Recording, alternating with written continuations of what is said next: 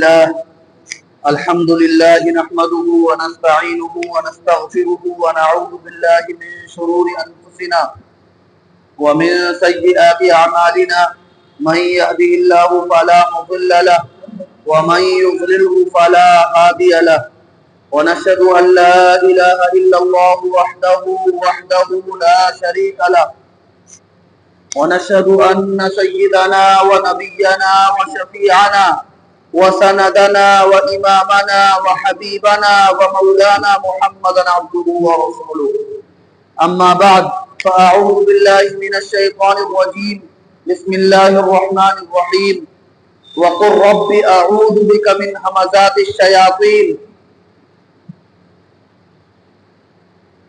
آمنت بالله صدق الله مولانا العظيم وصدق رسوله النبي الكريم ونحن على ذلك من الشاهدين والشاكرين والحمد لله رب العالمين. برادران عزیز اور بزرگان محترم،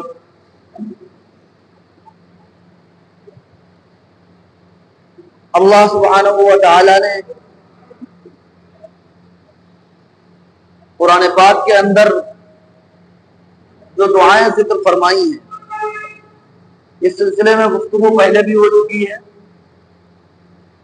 اور یہ بھی عرض کیا گیا تھا کہ خاص طور پر وہ دعائیں جن میں اللہ تعالیٰ نے حضور نبی کریم صلی اللہ علیہ وسلم کو مخاطب فرمایا ہے کہ آپ یوں کہیے، آپ اس طریقے سے مانگیے، یہ الفاظ آپ کہیے، تو ان کی قبولیت میں کوئی تردد اور شک نہیں،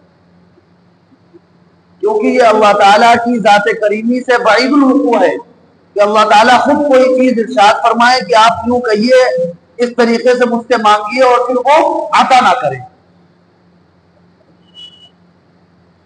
تو ویسے تو قرآن کریم کے اندر جتنی بھی دعائیں ذکر کی گئی ہیں وہ ساری ہی ایسی ہیں کہ ان کو اپنے معمولات میں شامل کیا جائے اور شب و روز اور صبح و شام ان کے مانگنے کا معمول بنایا جائے. ان میں بھی خاص طور پر وہ دعائیں جن کو اللہ سبحانہ و تعالی نے قل کے ذریعے نقل فرمایا ہے کہ آپ یوں کہیے. اس سے پہلے بھی اس طرح کی کئی دعاؤں کا ذکر آپ حضرات کے سامنے ہوا. ایسے ہی ایک دعا یہ جو اس آیت میں مذکور ہے، جو میں نے ابھی خطبے میں تلاوت کی، اللہ کے نبی کریم صلی اللہ علیہ وسلم کو مخاطب فرما کر اللہ تعالیٰ فرما رہے ہیں وَقُلْ، آپ کہیے، اے نبی محمد صلی اللہ علیہ وسلم آپ یوں کہیے، رب اعوذ بک من ہمزات الشیاطین، اے میرے رب میں آپ کی پناہ چاہتا ہوں شیطان کے کچوکوں سے، شیطان کے حملوں سے، اس کے حربوں سے، اس کے مکر و فریب سے، اور جو اس کے وساوس آتے ہیں دل میں، جس طریقے سے وہ بہلاتا پھسلاتا ہے، بہکاتا ہے، اس سے میں آپ کی پناہ چاہتا ہوں.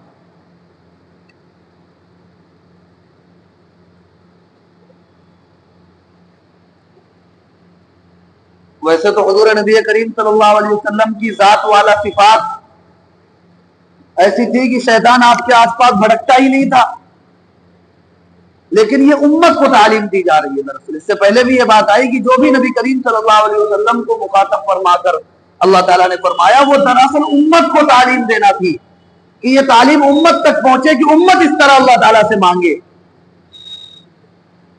اللہ کے نبی کریم صلی اللہ علیہ وسلم کے آس پاس تو شیطان بھڑکتا بھی نہیں تھا. دراصل یہ ہمیں اور آپ کو تعلیم دینا مقصود ہے کہ ہم اور آپ اللہ تعالیٰ سے اس طریقے سے پناہ چاہیں، شیطان مردود سے اللہ تعالیٰ کی پناہ کا مطالبہ کریں، طلب کریں، سوال کریں، اللہ تعالیٰ سے مانگیں.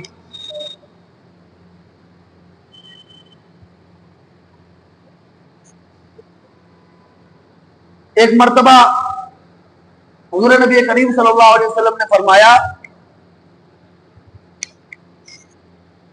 کہ میرے پاس ایک شیطان آیا تھا، میرے پاس ایک شیطان آ گیا تھا، میرا جی چاہا کہ میں اسے باندھ دوں اور پھر صبح کو تم لوگوں کو دکھاؤں. صحابہ سے عرض کیا حضور نبی کریم صلی اللہ علیہ وسلم نے فرمایا کہ میرا جی چاہا کہ میں اس کو باندھ دوں اور صبح تم لوگوں کو دکھاؤں، لیکن پھر مجھے حضرت سلیمان علیہ السلام کی وہ دعا یاد آ گئی جو حضرت سلیمان علیہ السلام نے اللہ تعالیٰ سے مانگی تھی کہ اللہ تعالیٰ جو بادشاہت اور ملکیت مجھے عطا فرمائیے وہ ایسی ہو کہ پھر کسی اور کے قبضے قدرت میں نہ ہو۔ یہ حضرت سلیمان علیہ السلام کی طاقت تھی نا کہ وہ جنات اور شیاطین پر ان کی حکومت تھی، ان سے ڈرتے تھے، ان کو قید کر لیتے تھے، تو انہوں نے اللہ تعالیٰ سے دعا کی تھی کہ پھر یہ طاقت اور قوت کسی اور کو عطا نہ ہو، ایسی ملکیت مجھے عطا فرمائیے، ایسی ملوکیت اور بادشاہت مجھے عطا فرمائیے۔ تو پھر میں نے اسے جانے دیا۔ حضرت سلیمان علیہ السلام کی یہ دعا اور یہ الفاظ یاد آ گئے، اس لیے میں نے اسے جانے دیا۔ اور حضرت عمر رضی اللہ تعالیٰ عنہ سے بھی حضور صلی اللہ علیہ وسلم نے فرمایا، حدیث میں ہے کہ فرمایا کہ عمر جس راستے سے تم جاتے ہو اس راستے پہ شیطان نہیں آتا، شیطان دوسرا راستہ اختیار کرتا ہے۔ جس راستے سے تم جا رہے ہوتے ہو شیطان اس راستے کو چھوڑ دیتا ہے اور اپنا راستہ بدل لیتا ہے، وہ دوسرے راستے سے جاتا، پھر اس راستے سے نہیں جاتا۔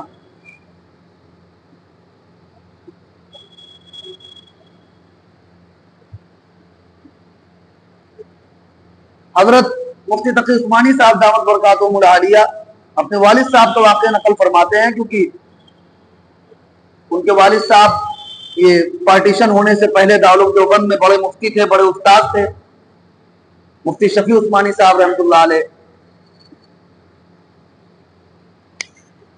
فرماتے ہیں کہ حضرت شیخ الہند رحمۃ اللہ علیہ کا یہ معمول تھا کہ عصر کی نماز کے بعد یہ ہاتھ ملتری ایک جگہ ہے دارالعلوم دیوبند میں، تو اس میں آپ بیٹھ جایا کرتے تھے اور کچھ اساتذہ اکرام بھی آپ کے ارد گرد بیٹھ جایا کرتے تھے، اور عصر سے مغرب تک آپ وہی تشریف رکھتے تھے۔ یہ آپ کا معمول تھا حضرت شیخ الہند رحمۃ اللہ علیہ کا۔ تو طلبہ بھی اگر کوئی سوال ان کے ذہن میں ہوتا تو طلبہ بھی حاضر ہو جاتے اس مجلس میں، اور کچھ اگر سوال کرنا ہوتا تو سوال کر لیتے، اس کا جواب عنایت فرما دیتے حضرت شیخ الہند رحمۃ اللہ علیہ۔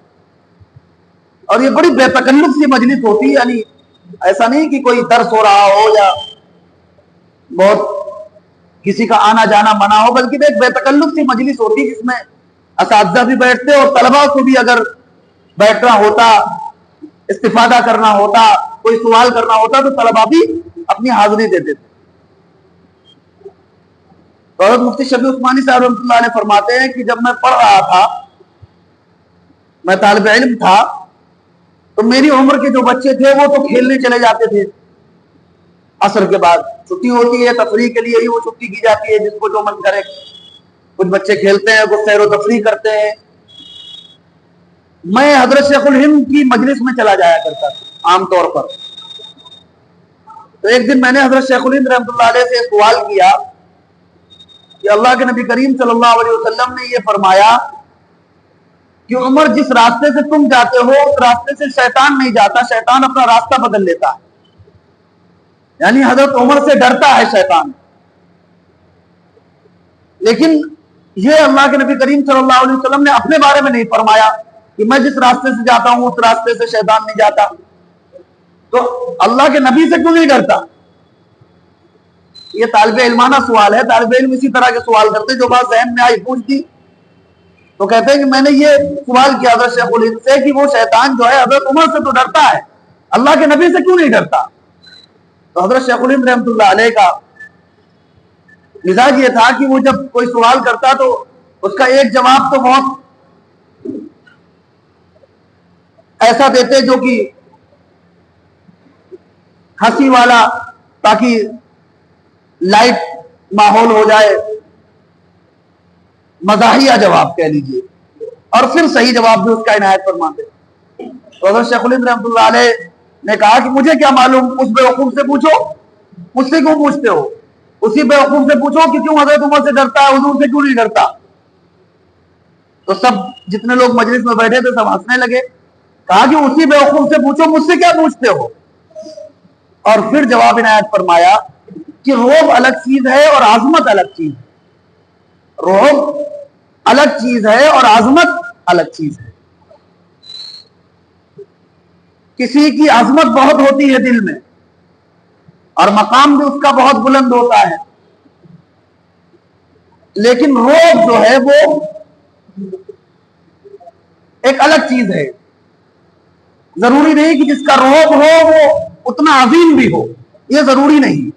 یہ دونوں چیزیں ایک دوسرے کے ساتھ ضروری نہیں. ارے روب سمجھتے ہیں نا، حالانکہ خود اپنے بارے میں نبی کریم صلی اللہ علیہ وسلم نے ارشاد فرمایا نصرت بالرعب، میری روب کے ذریعے مدد کی گئی ہے. لیکن یہ آپ کا جو ارشاد ہے یہ دشمنان اسلام کے بارے میں ہے کہ جب کوئی کافر مشرک، کافروں مشرکوں کے سردار آپ علیہ السلام کے سامنے آتے تھے تو مرعوب ہو جاتے تھے. آپ علیہ السلام کے چہرے انور پر نگاہ نہیں ٹکا پاتے تھے، اتنا روب تھا آپ کا. لیکن وہی صحابہ جو تھے وہ بالکل بے تکلف رہتے تھے، آپ سے ہنسی مذاق کرتے تھے، ہر طرح کا سوال کرتے تھے. صحابہ کے اوپر وہ روب نہیں تھا. لیکن جب کوئی کافر یا مشرک یا کوئی دشمن اسلام آپ علیہ السلام کے پاس آتا تو پھر وہ آپ علیہ السلام سے نظریں نہیں ملا پاتا. ایسا روب آپ علیہ السلام کو اللہ تعالیٰ کی طرف سے عطا کیا گیا. تو حضرت عمر رضی اللہ تعالیٰ عنہ کو بھی روب عطا کیا گیا تھا. تو وہ روب تھا حضرت عمر کا شیطان پر. عظمت تو حضور کی زیادہ ہے، لیکن روب جو تھا وہ شیطان پر حضرت عمر کا تھا.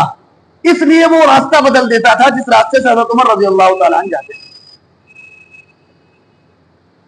تو نبی کریم صلی اللہ علیہ وسلم کے تو پاس بھی شیطان نہیں بھٹکتا تھا. یہ دعا جو سکھائی گئی یہ ہمیں اور آپ کو تعلیم دینے کے لیے، کیونکہ جب شیطان کو اللہ تعالیٰ نے وہ جو واقعہ ہے شیطان کا جو زمین پر بھیجا کہ حضرت آدم علیہ السلام کو سجدہ کرنے کو کہا گیا اور پھر اس نے منع کر دیا، پھر اللہ تعالیٰ نے اس کو ملعون قرار دیا.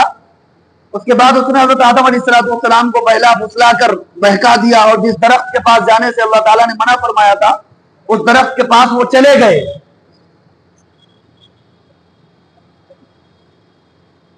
اور جب حضرت آدم علیہ السلام کو اپنی غلطی پر ندامت ہوئی، شرمندگی ہوئی، آپ بہت روئے اللہ کے حضور، بہت ندامت اور بہت شرمندگی ہوئی، تو پھر اللہ تعالیٰ ہی نے وہ کلمات سکھائے معافی کے. جیسا کہ ذکر آیا اللہ تعالیٰ نے قرآن میں فرمایا فَتَلَقَّى آدَمُ مِن رَبِّهِ كَلِمَاتٍ فَتَابَ عَلَيْهِ إِنَّهُ هُوَ التَّوَّابُ الرَّحِيمُ. یہ آدم کے رب نے آدم کو یہ کلمات القا کیے، آدم کے دل میں آدم کے رب نے یہ کلمات ڈالے. کیا تھے وہ؟ قَالَ رَبَّنَا ظَلَمْنَا أَنفُسَنَا وَإِن لَّمْ تَغْفِرْ لَنَا وَتَرْحَمْنَا لَنَكُونَنَّ مِنَ الْخَاسِرِينَ.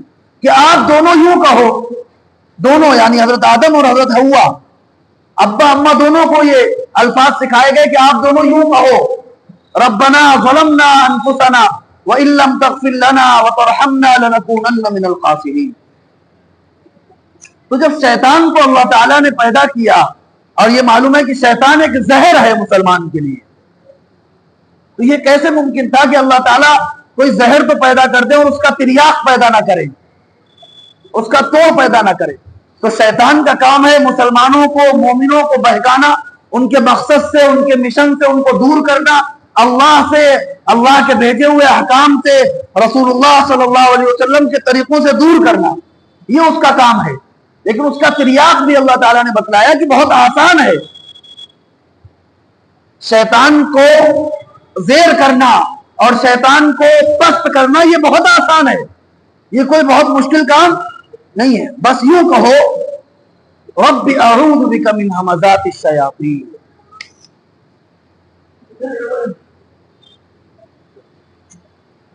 کہ اے میرے رب میں پناہ چاہتا ہوں آپ کی شیطان کے کچوکوں سے، شیطان کے وسوسوں سے، اس کے حملوں سے میں آپ کی پناہ چاہتا ہوں.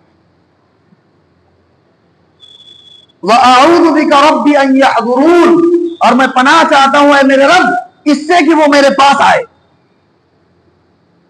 شیطان کے کچوکوں سے بھی پناہ چاہتا ہوں اور اس بات سے بھی پناہ چاہتا ہوں کہ وہ میرے پاس بھٹکے. میری اس سے بھی حفاظت فرما لیجیے کہ وہ میرے پاس بھی نہ آئے. یہ دعا سکھلا دی اللہ تعالیٰ نے قرآن میں. ارشاد تو حضور کو ہو رہا ہے لیکن سکھائی امت کو جا رہی ہے کہ شیطان کے حملوں سے اپنے آپ کو بچانا ہے تو یہ دعا کرو رب اعوذ بک من ہمزات الشیاطین واعوذ بک رب ان یحضرون، کہ میرے رب میں پناہ چاہتا ہوں. اور اس سے بھی آسان جو کہ ہر ایک مسلمان کو تقریباً یاد ہوتی ہے، اعوذ باللہ من الشیطان الرجیم، یہ بھی اللہ تعالیٰ نے قرآن میں سکھلایا ہے۔ اگر یہ نہ یاد ہو پائے تو اعوذ باللہ من الشیطان الرجیم، اور پھر بھی اگر شیطان کے بہکاوے میں آ جائے اور کوئی گناہ سرزد ہو جائے، کوئی غلطی سرزد ہو جائے، کوئی خطا سرزد ہو جائے اور وہ اپنے حملے میں کامیاب ہو جائے بہلانے میں، تو اس کا حل بھی اللہ تعالیٰ نے فرمایا کیا؟ استغفار اور توبہ۔ پہلے تو شیطان سے بچنے کا طریقہ بتلا دیا کہ شیطان سے بچو اس دعا کے ذریعے، مجھ سے یہ مانگ لو، مجھ سے یہ دعا کرو تو میں تمہیں اپنی پناہ میں لے لوں گا، اور پھر شیطان تمہارے پاس بھی نہیں بھٹکے گا۔